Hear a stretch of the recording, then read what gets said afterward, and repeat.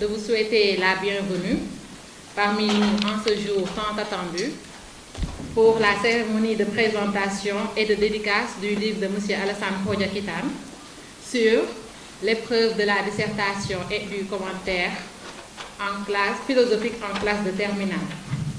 M. Kitane, n'eût été le devoir de reprendre textuellement le titre de l'ouvrage sans y modifier quoi que ce soit, je me serais passé de la précision de niveau parce que, à mon avis, cette méthodologie enseignée, illustrée et si brillamment exposée transcende tous les niveaux.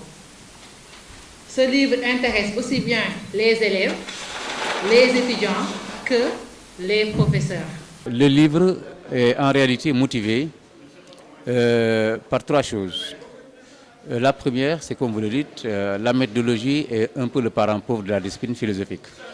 Donc j'ai vu que moi-même j'ai commandé beaucoup de livres en France, des livres de méthodologie, mais il y avait tellement de différences d'approche entre la méthodologie qu'ils font, le contenu qu'ils donnent et la nôtre, que je me suis dit, ces choses-là que nous importons, nous pouvons le faire.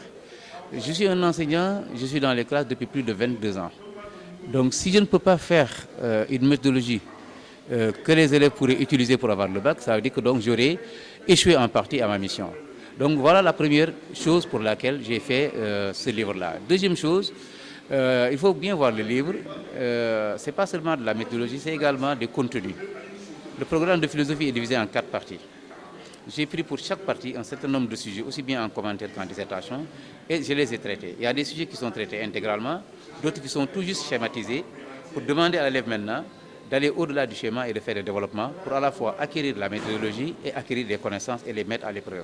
Donc voilà en gros les principales raisons qui m'ont poussé à écrire ce livre-là.